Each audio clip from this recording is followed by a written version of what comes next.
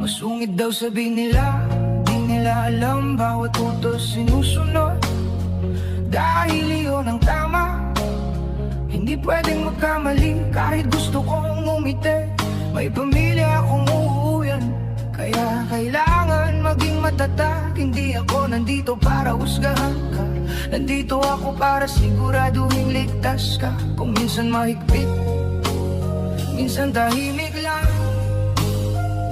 trabaho ko to, hindi personalan.